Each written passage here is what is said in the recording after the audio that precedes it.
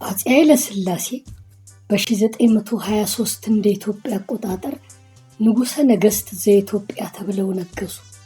ይህ የነገሱበት ሰዓት በኢትዮጵያ ታሪክ ውስጥ ፈታኝ ከነበሩት ጊዜያቶች አንዱ ነው። ይህ ወቅት ፋሽስት ኢጣሊያ ወረራ የፈጸመችበት ወቅት ነው። ይህ ቪዲዮ ደረጃ በደረጃ ከሰላም ወደ ጦርነት፣ የጃንሆይን ስደት፣ የአርበኞቹን ትግልና በመጨረሻም በድል ስለመደምደሙ ያወሳል።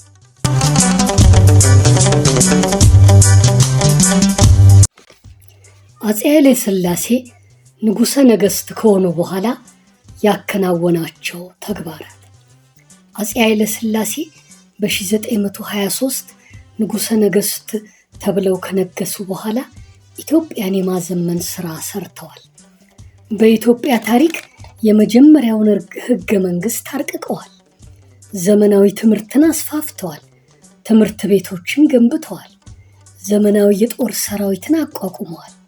መንገዶችን፣ ሆስፒታሎችንና ባንክ ቤቶችን ገንብተዋል። ከውጭ ሀገራት ጋር ዲፕሎማሲያዊ ግንኙነቶችን ፈጥረዋል። ኢትዮጵያ የመንግስታቱ ቃል ኪዳን ማህበር ማለትም የሊግ ኦፍ ኔሽን አባል እንድትሆን አድርገዋል። እነኚህንና በርካታ ኢትዮጵያን አዲስና ዘመናዊ የማድረግ ስራ ሰርተዋል።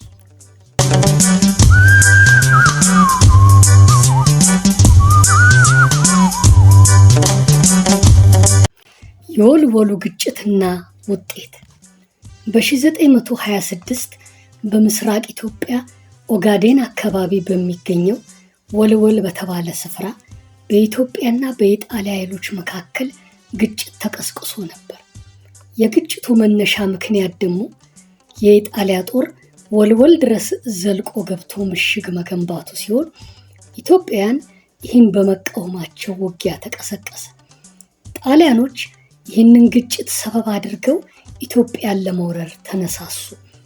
የመንግስታቱ ቃል ኪዳን ማህበር ሊግ ኦፍ ኔሽንም የጣሊያኖችን ወረራ ለማስቆም ምንም አይነት እርምጃ ሳይወስድ ቀርቷል።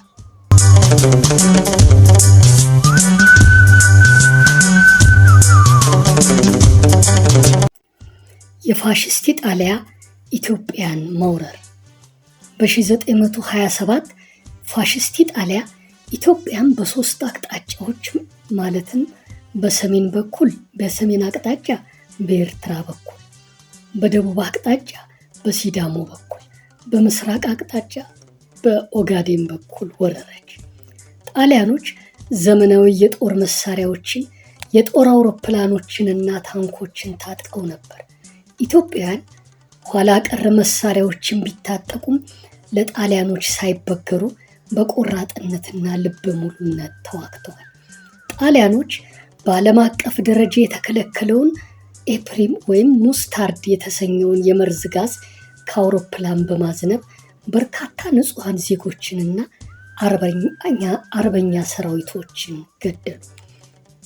ይህ የመርዝ ጋዝ ከመግደል ባለፈ ቆዳን የማቃጠል እና ሳምባን የመጉዳት ጸባይ አለው። ጣሊያኖች በምድር ውጊያ ኢትዮጵያውያንን መቋቋም ስላልቻሉ ኢትዮጵያውያኖችን ለማሸነፍ ይህንን የመርዝ ጋዝ ተጠቀሙበት። ኢትዮጵያውያን በቆራጥነት ለነፃነታቸው ቢዋደቁም ከጣሊያን አውሮፕላኖች የሚረጨውን የመርዝ ጋዝ መቋቋም ስላልቻሉ ለመሸነፍ በቁ። በመጋቢት 28 1928 የኢጣሊያ ጦር አዲስ አበባን ተቆጣጠረ። የኢጣሊያው መሪ ቤኒቶ ሙሶሎኒ ኢትዮጵያን ይዘን የሮማ ቄሳር ኢምፓየርን አቋቋምን ሲል በይፋ ተናገረ።